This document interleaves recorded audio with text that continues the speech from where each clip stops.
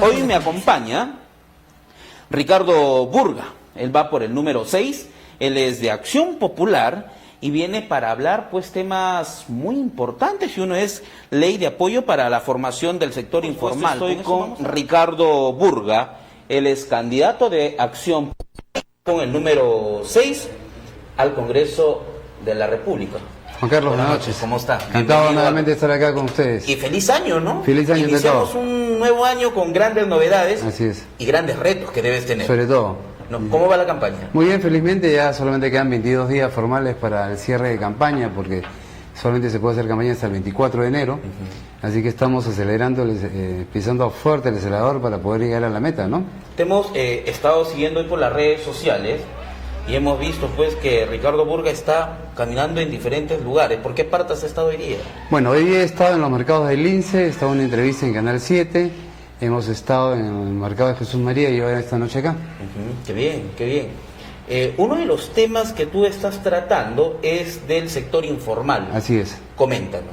Mira, hoy día la población económicamente activa, el 70% trabaja o labora en el sector informal, lo que más o menos representa 8,5 millones de peruanos que están totalmente descoberturados porque no tienen seguro social, no están en planillas, no gozan de vacaciones, tiempo de servicio y además no son sujetos de crédito para la banca privada, ¿no?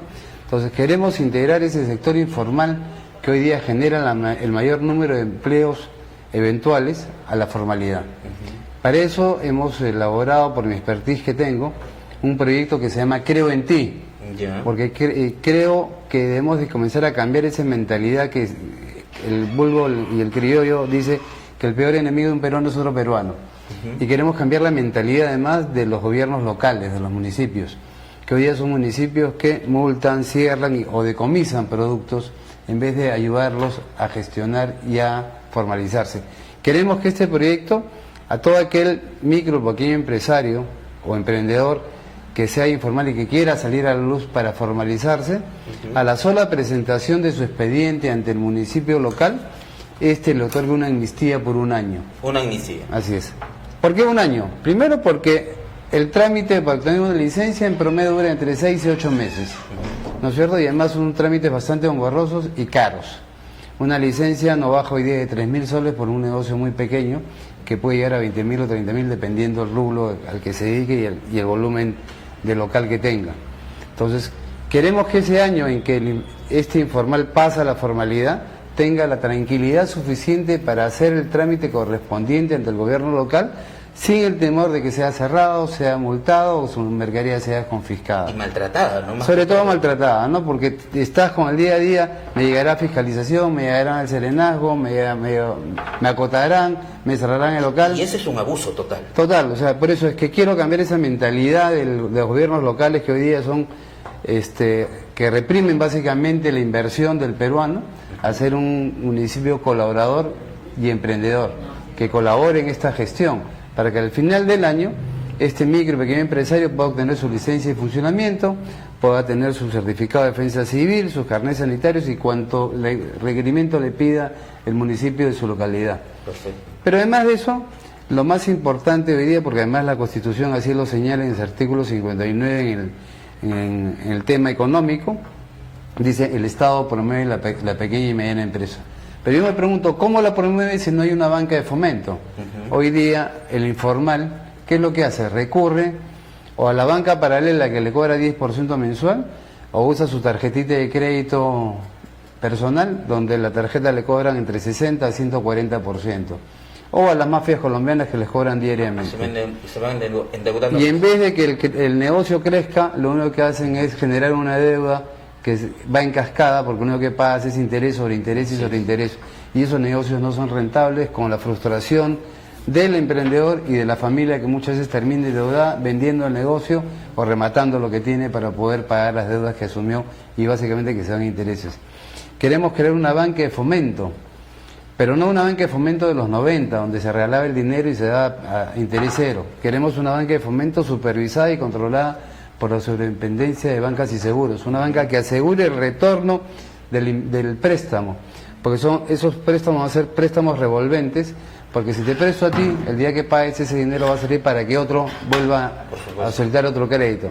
Y queremos aprovechar el expertise que tiene COFIDE, que es la Corporación Financiera de Desarrollo, una institución creada en los años 70, especializada en la evaluación de créditos.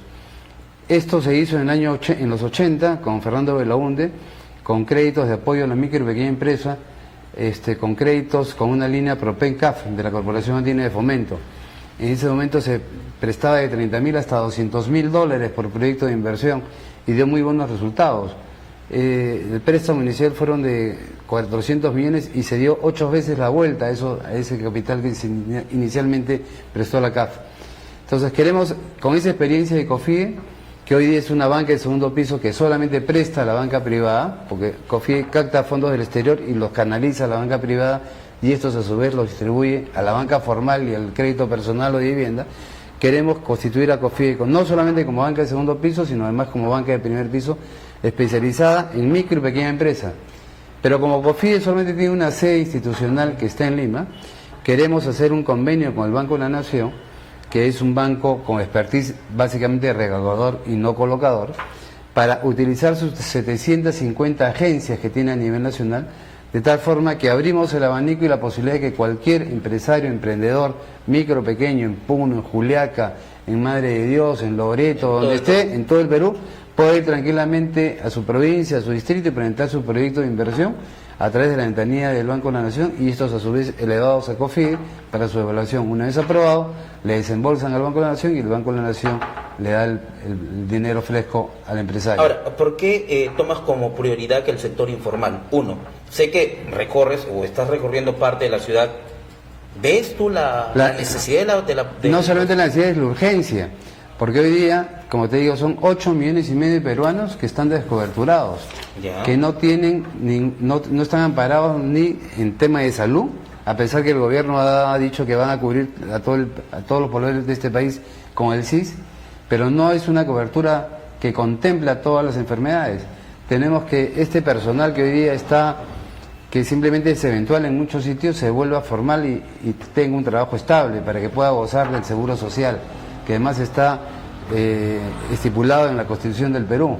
Entonces queremos que toda esta población ingrese realmente a la población económicamente activa, para que además sean sujetos de crédito, para que puedan tener también créditos blancos tanto en la banca privada como en la banca estatal.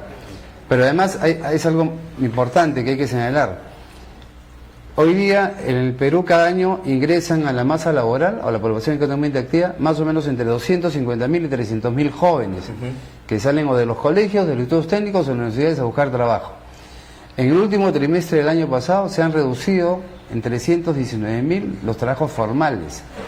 Esa masa laboral ha ido al sector informal y le tienes que sumar 250.000 más trabajadores. Son 500.000 de personas que hoy día están buscando trabajo y que no lo hay. Entonces, queremos que además, y hay que reconocerlo, la micro y pequeña empresa son aquellos que generan el mayor número de puestos de trabajo. Ellos representan casi entre el 85 y 90% de puestos de trabajo en este país. Solamente la gran empresa genera el 10 a 12%, y además es personal altamente calificado, lo que no sucede entre la micro y pequeña empresa, que muchas veces es personal que se va adecuando y va aprendiendo en el transcurso del tiempo, y que no necesita ser muy calificado. Ya, ahora Ricardo, creo que te hice esta pregunta y te la voy a volver a repetir, y la población está al tanto. ¿Qué garantía da Ricardo Burga para estas elecciones? Bueno, mi garantía es que yo pertenezco a un partido político con tradición, con valores, que fuera fundado por Fernando Belaunde Terry y que los continuó Valentín Paniagua en calidad de presidente transitorio. Dos expresidentes de la República que no están inmersos en ningún acto de corrupción, ni en Lavajato, ni en Obres, ni en ningún otro, porque nadie en este país puede decir que Fernando Belaunde Terry o Valentín Paniagua se han llevado un solo alfiler de Palacio de Gobierno. Con esa garantía y esa tarjeta de presentación yo puedo decirles que soy militante hace 40 años de Acción Popular y que nunca he cambiado de camiseta. O sea, mi lealtad y mis principios no vienen solamente por formación ideológica y política, sino además por tradición familiar. Mi padre fue casi fundador del partido, fue perseguido político en la época de Velasco por defender la libertad de prensa y el sistema democrático, y llegó a ser parlamentario. Yo hoy día quiero seguir sus pasos, quiero seguir con ese legado que me dejó mi padre y me enseñó don Fernando Belón de Terra, quien conocí personalmente, y con él asistí a sus famosas charlas de todos los lunes en la Asociación Perú, y además tuve la suerte de trabajar directamente con el presidente Paniagua, a quien acompañé en algunas oportunidades al extranjero, como en Guatemala, invitado por la OEA, para supervisar el proceso electoral del 2002. ¿Estás vinculado netamente a la política? Netamente a la política desde que yo tenía 13 años, cuando llegó una tarde el seguridad del Estado a llevárselo a mi padre, ¿no? Entonces, desde esa época yo he vivido en carne propia lo que significa ser un perseguido político. Yo de la noche a la mañana me desperté y vi otra realidad. Me convertí en ambulante. Perfecto. Durante más de 3 meses nosotros teníamos una empresa de confecciones que fue confiscada por el Estado. Nos anularon una licitación que mi padre tenía en ese momento con la Guardia Republicana por más de 15.000 camisas, nos las anularon en pleno proceso de producción. Prácticamente la empresa quebró, y los remanentes de camisas que confeccionó mi padre me tenía que sacarlos para venderlos en el mercado para poder llevar algo a la casa. Mi hermana tuvo que irse a vivir a la casa de una tía, mi otro hermano que ya falleció a la casa de otra tía, y yo me quedé con mi madre. Y recuerdo mucho que en una época estuvimos durante una semana comiendo arroz y huevo frito porque no había para más.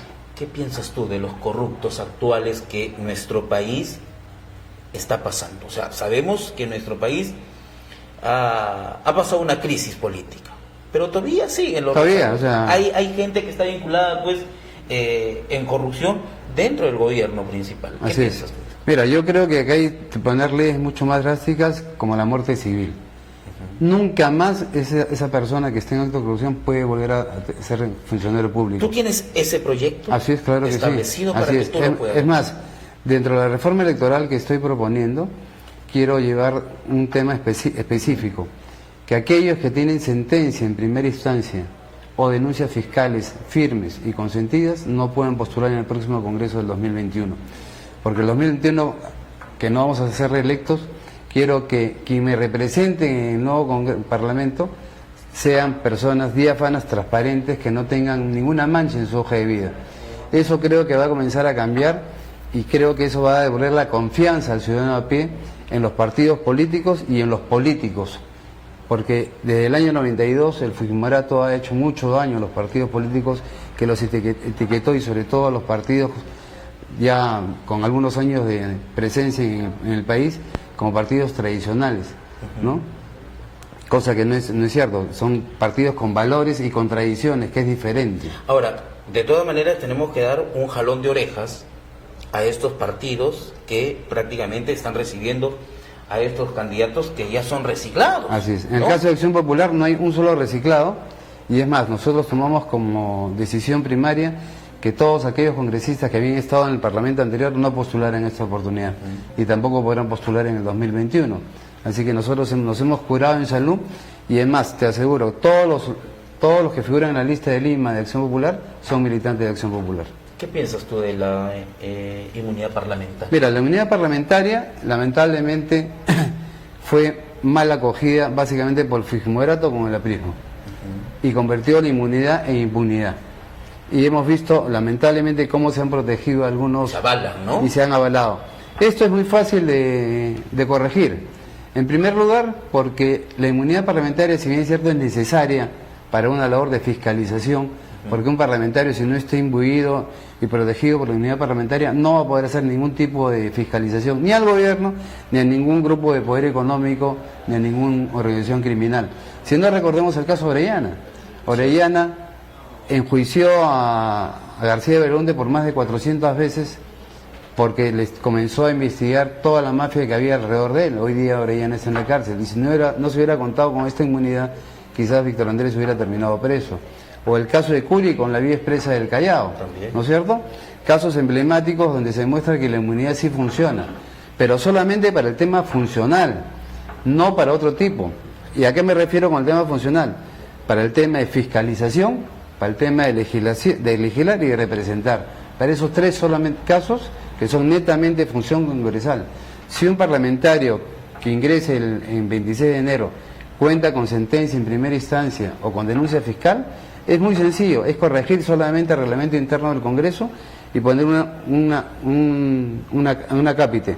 Es decir, que todos aquellos procesos que están en curso y que fueron iniciados antes de que el congresista sea electo, no gozará de inmunidad parlamentaria. Con ese solo párrafo, y se lo mandas al Poder Judicial, el Poder Judicial automáticamente a Juanito Pérez, que está con una denuncia y lo quieren quitarle, sacarlo del Congreso, señor, venga usted para acá, primero rinda cuentas con la justicia y después regresa al Parlamento.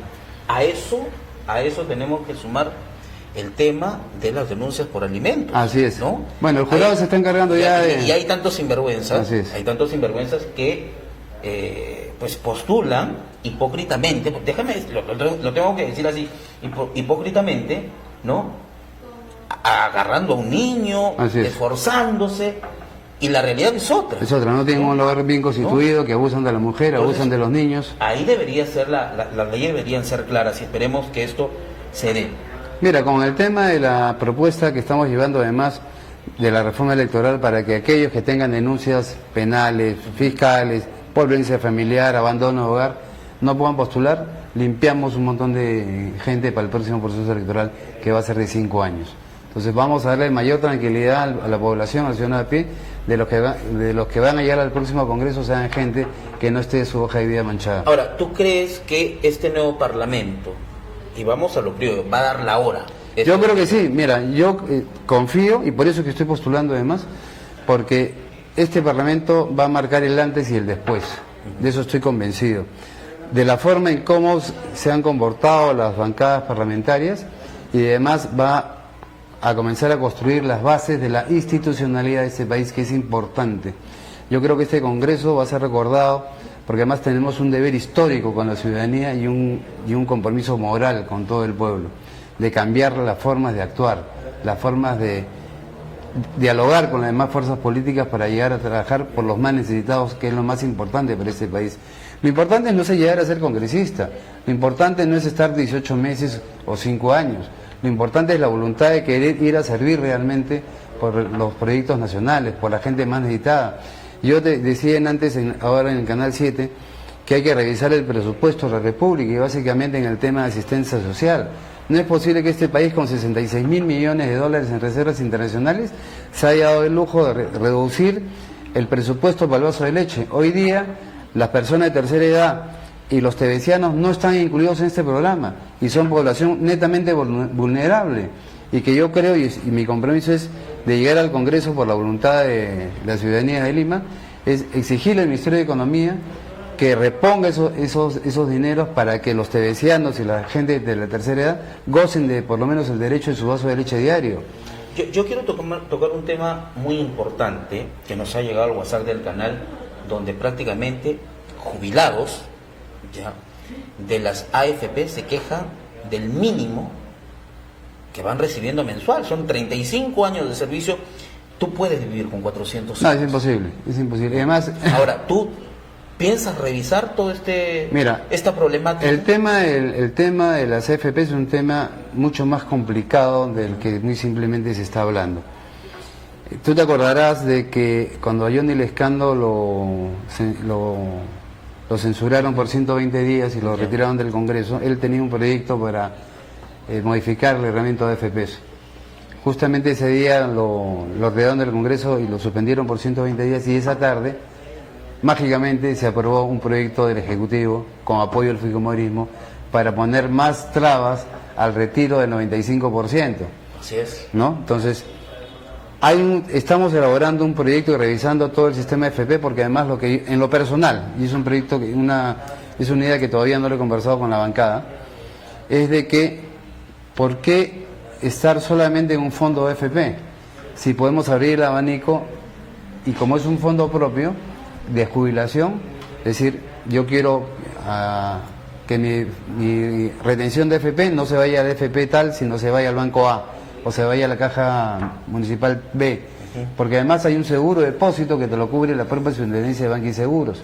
Entonces, este fondo realmente que sirva para tu jubilación, o en el caso de los jóvenes, por ejemplo, que comienzan de 25 o 20 años a trabajar, y que se casan a los 30 y quieren tener su hogar, un porcentaje de ese fondo ya acumulado puede servir como garantía para su compra o su mayor pago para su vivienda, ¿no es cierto? Entonces, hay un mecanismo de poder cambiar, pero sí creo que hay que hacer reformas a AFP, que además fue una copia fiel del proyecto de ley de Chile. Lo único que faltó es cambiar, en vez de que diga Alberto Fujimori, poner Augusto Pinochet, porque si tú lees el proyecto de ley que se crea las AFPs en Chile, y lo similar. no es similar, son iguales. Lo único que cambia son las firmas. Augusto Pinochet, Alberto Fujimori. Bueno, los dos eran dictadores, ¿no? O sea, hasta en eso eran muy parecidos. Pero hoy ya mira el fracaso de la AFP en Chile. La Bachelet quiso hacer una AFP estatal que no le funcionó. Entonces, acá hay que revisar con mucho cuidado porque además es tu dinero, no es la plata del Estado. Es nuestro dinero que ha venido recortándose nuestro sueldo para un futuro que cubra nuestra pensión de jubilados. Eso es cierto, ¿no? ¿Así es? Eso es cierto lo que tú estás diciendo. Ese dinero no es de nadie, es tuyo. Ahora, en tema de salud, ¿tienes algo determinado? Miren, el tema de salud es un tema que hoy día el Estado se ha desocupado totalmente. Hoy día este país necesita en promedio 5.000 nuevos médicos y 9.000 nuevas enfermeras. Y no hay personal médico ni personal enfermero para cubrir los grandes hospitales que se han venido construyendo en los últimos años. Porque este gobierno no ha construido un solo hospital, está inaugurando los que se construyeron en gobiernos pasados.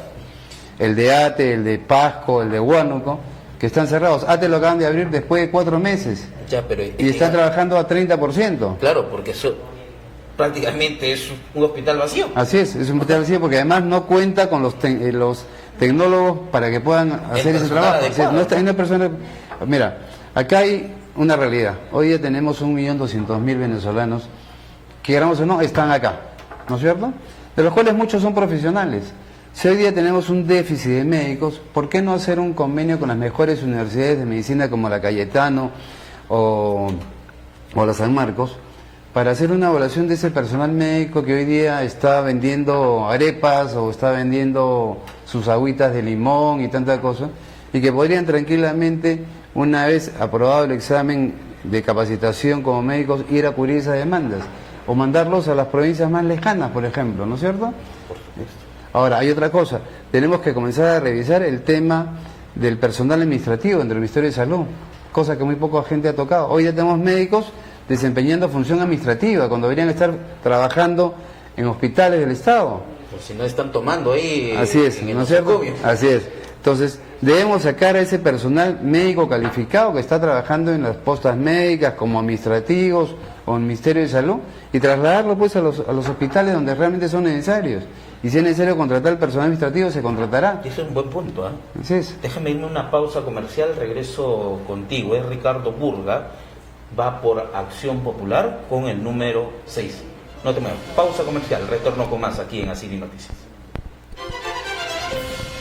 Y estamos de regreso con Ricardo Burga. Ricardo, estamos en el último bloque. Este 26 de enero se tiene que marcar el 6. ¿no? Escribir el 6. Escribir el 6. Marcar la lámpara. ¿Por qué tenemos que escribir el 6? Porque realmente venimos de un problema que nos ha llevado el Fujimoriato por segunda vez.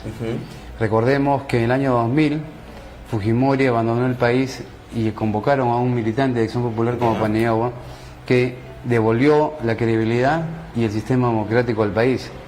Hoy día nuevamente el Fujimoriato, con su intransigencia y su miopía por llegar al poder, nunca aceptó de que habían perdido las elecciones del 2016 ante Pedro Pablo Kuczynski. Y esto ha devenido en la vacancia de Kuczynski, en la asunción del mando de Vizcarra y en el cierre del Congreso. Perfecto. Esto ha demostrado que el fujimorismo no tiene posibilidades de gobernar y tiene miopía para gobernar, solamente piensa en el poder. En cambio, Acción Popular es un partido netamente democrático, un partido que ha demostrado en los hechos y en sus 2 gobiernos constitucionales con Fernando Belaúnde y el gobierno transitorio con Paniagua, que somos férreos defensores del sistema democrático y respeto por la ciudadanía y sobre todo por las clases más necesitadas. Yo te voy a preguntar, ¿te comprometes con el país? Tú vas con las manos limpias, te comprometes cumplir a cabalidad lo que vienes diciendo en toda la campaña electoral. No solamente te lo aseguro, sino te lo firmo. Yo vengo con las manos limpias, vengo con una trayectoria de 42 años dentro de Acción Popular. Yo me inscribí a los 16 años en Acción Popular siendo menor de edad y con autorización de mi padre, y desde esa fecha milito en Acción Popular. Y como te digo, nunca he cambiado de camiseta, no soy una persona que postula en diferentes partidos en cada elección. Yo he trabajado desde muy pequeño, he estado desde el Comando de Juventudes, he sido 3 veces secretario departamental de Lima, he sido 2 veces defensor del afiliado y he tenido la suerte y el honor y el privilegio de conocer a Belaúnde y a Peniagua, y sobre todo sigo el ejemplo de mi padre, que fue parlamentario en el 85 y fuera segundo vicepresidente. Así que lo que me involucra más es sacarle brillo al apellido que me legaron mi padre. Perfecto. Y ese es mi compromiso contigo y con la ciudadanía de Lima. Bien, Ricardo, qué gusto. Te esperamos una próxima acá en los Muchas estudios. gracias. Gracias por venir. Y pedirte, por favor, de que este 26 de enero vuelvas a confiar en la lámpara de Fernando Belaúnde Terry, marcándola el 26 de enero y escribiendo el número 6 de Ricardo Burga, porque no te vamos a defraudar.